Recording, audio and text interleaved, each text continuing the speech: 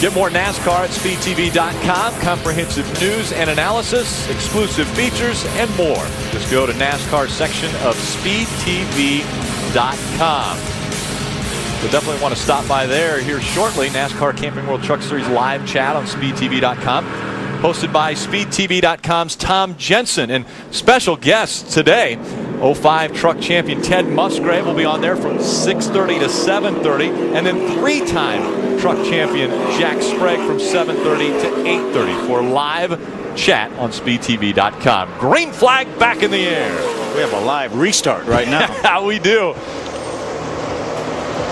Again, Mike Skinner in front of the field. Ron Hornaday jumped out in front of him. Look at Terry Cook jumps to the outside of Johnny Benson, trying to take over fourth spot. Looking at Mike Skinner now for third. Skinner lost that lead to Hornaday on the restart. Now we see Matt Crafton moving to the inside of Johnny Benson and Terry Cook trying to take the position away. Looked like Matt had a bad angle getting in the corner. Mate was a little bit afraid he might get a little bit loose, backed off wisely. It looked like Chad McCumbee had a windshield tear off just fly off of his truck, or at least maybe not his, but another truck, but it flew off right in front of the rest of the field. Yeah, that thing gets on the grill and you'll have an overheating problem in just a matter of a couple laps. Matt Crafton's truck started in the 14th spot, already up into the top 10. He's running 6th right now. There's Colin Brown on the inside in that Conway Freight 6 Ford F-150. Matt was a little bit tight there. He had to pedal the throttle a little bit up off the corner. You hear him pedaling that throttle, trying to keep that front end down. He's got Colin Brown, the Conway Ford, right behind him. About how many laps can these guys go almost full throttle on fresh tires? I'll tell you, this racetrack is only banked about 15 degrees, so I don't think they're going to run hardly any laps full throttle in race trim. We saw a lot of guys run 1 and 2 wide open qualifying. Because of the wind, they had a little bit more problem down in 3 and 4, but once you get some heat in these tires, you start with such low air pressure, I doubt that they're running any of these laps wide open. Mike Skinner was out in front. Ron Hornaday was the pole sitter of this race, but Skinner wasn't able to hold off Hornaday after we had got our next restart, and so he jumps out front. Ray Dunlap. And Rick, I just wanted to follow. Phil's exactly right. They can go through 1 and 2 pretty much wide open, but nobody's doing it in 3 and 4. And Hornaday also has something else that he's worrying about. His truck is actually overheating a little bit. So he just talked to Rick Wren on the radio and said we may need to pull some tape. Rick reminded him that the air temperature is going to be going down here at Kansas as we start to get some darkness, so that should help out too for the 33. Right behind him, Chad McCumbee just a little bit tight when he comes off a 4. He likes his entrance into 1 and 2, so they're trying to make decisions on what kind of adjustments to make on that GPS store Chevrolet. And in third place right behind them, how about Mike Skinner, guys? I have never heard Mike Skinner complain more during a practice than he did yesterday. He hated this truck. He said it was horrible, like it must have something broke. They looked all through it, said it's good. They said, you got to do the driving. And Skinner has been doing that, running in third right now. Adam? Ray, the work continues on Todd Bodine's truck, and Todd just sits patiently inside. What happened on the track, Todd? I just messed up. You know, I got sucked around. Had a great truck. The truck was incredible. And went down into 1 under Timmy, and you know, he didn't cut me any slack and came down pretty tight on me and just took the air off the truck, and I couldn't save it.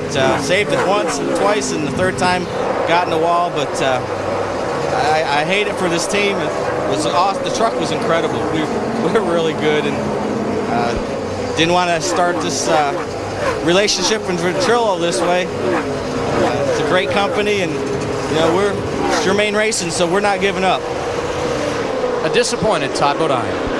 You know, that's what breaks your heart as a driver, Rick, when you have such a good truck. And all the people in the garage area said Todd had one of the very best trucks in practice yesterday, and something like that happens. And when he talked about Timothy Peters keeping him very tight, he didn't do anything wrong, you know, but when you see these trucks, we saw it twice already in this race with Ricky Carmichael and Todd on the inside of another truck.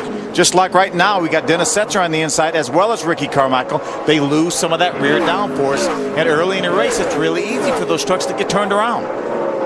Very close door-to-door racing here right now. Dennis Setzer on the inside, the 11 of TJ Bell on the outside, and Ryan Eichler back behind him. 2 laps ago.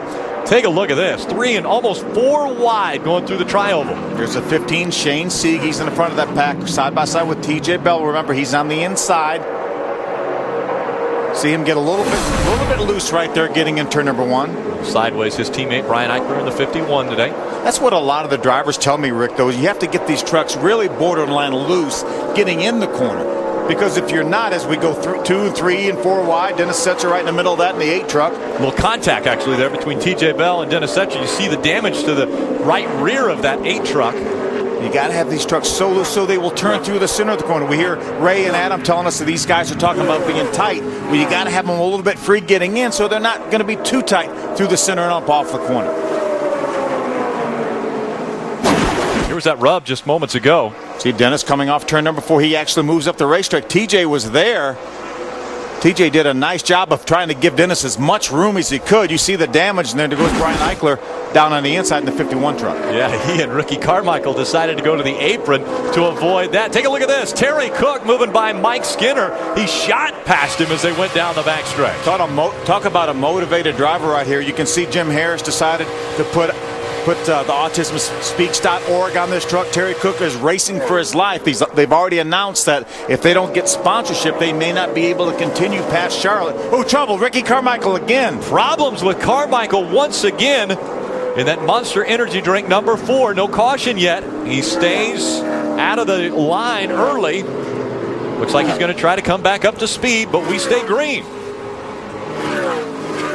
Yeah, Ricky's obviously fighting a pretty loose truck right now. It's been really loose twice already today.